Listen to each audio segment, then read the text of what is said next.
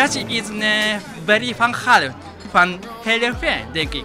Links benige en goede techniek en de bravo en ja, toevallig.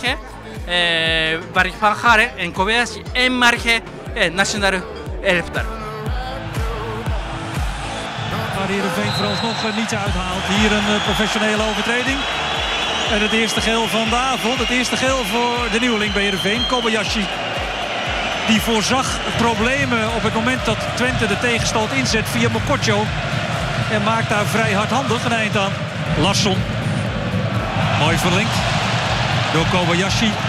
Mooi gedraaid. Japanse voetbal is lijkt op de Nederlandse voetbal. En tik-tak, korte pas en attractieve voetbal.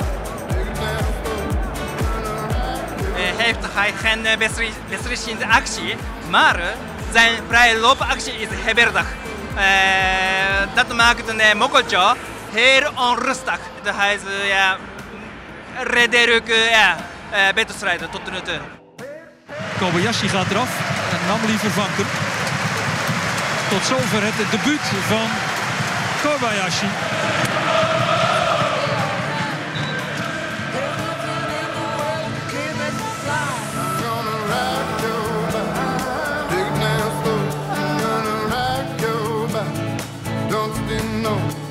Vanavond in Japan, Hiroshima Cup bij honkbalploeg is kampioen geworden. Dat is topnieuws in Japan. Niet Yuki die debuteert. Helaas.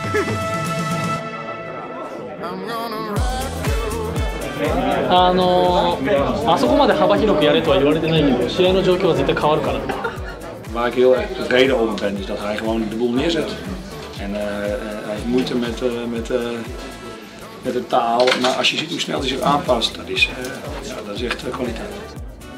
Ja, meestal als je denkt dat iemand uit Azië komt, dan denk je toch een timide persoon of zo, maar hij doet ook mee en participeert in alles. En, ja, een leuke jongen. Yuki Kobayashi, oh, good. Ja.